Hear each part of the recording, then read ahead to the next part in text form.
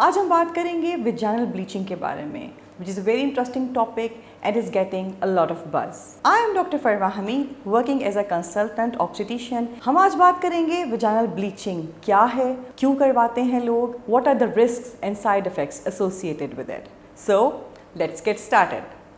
Vaginal bleaching actually एक cosmetic procedure है जो कि लाइटन अप द स्किन के लिए यूज़ होता है.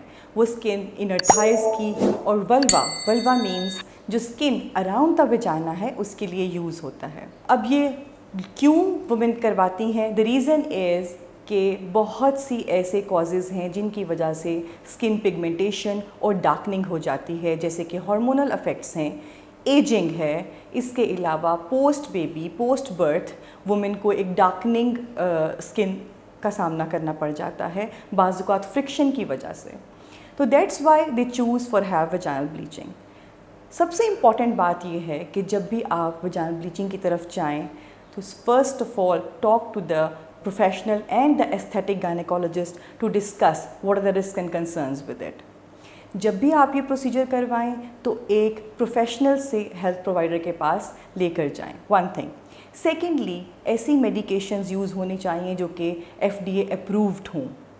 Reason because if you use the wrong medicines it can cause a problem rather than solving your issue. अब वो क्या प्रॉब्लम हो सकता है? अगर आप सब स्टैंडर्ड मेडिकेशंस यूज़ करते हैं तो उससे आपको पिगमेंटेशन ज़्यादा, इवन कोई एक्जिमा, इसके अलावा आपको बहुत सी डिजीज़ेज़, एलर्जिक रिएक्शंस भी सामना कर सकते हैं. वजाइनल ब्लीचिंग की जाती है 2-3 तरीक़ों से. लेज़र भी यूज़ किया जाता है, केमिकल पील्स यूज़ होते हैं and also certain creams are used.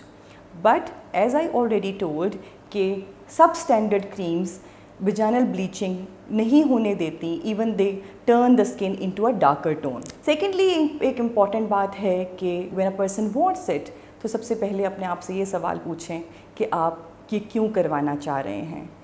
In my opinion every woman is different, her skin is different and beautiful, and similarly every vulva, every thighs have a different approach. अपने आप से प्यार करें. अगर आप ये प्रोसीजर इसलिए करवा रहे हैं because there are certain societal standards and you want to match the beauty standards of today, then I would suggest do not go for it. हाँ, ये बात याद रहे कि जब भी आप इस प्रोसीजर के लिए जाना चाहें तो पहले अपने गायनेकोलॉजिस्ट से रब्ता कीजिए कि क्या कोई अंडरलाइंग डिजीज़, हार्मोनल इम्बैलेंस होना या फिर एक्जिमा, डायबिटीज़, थायराइड, क्या कोई अंडरलाइंग डिजीज़ तो नहीं है जिसकी वजह से आपकी स्किन हाइपर पिगमेंटेड या डार्क है. As again I am telling you, go to a certified specialist for these procedures. Then generally अपने इंटीमेट पार्ट्स की हाइजीन का ख्याल रखिए. That can be done with water and simple intimate washes on a daily basis. Keep the area dry. Do not use the fragrant pads.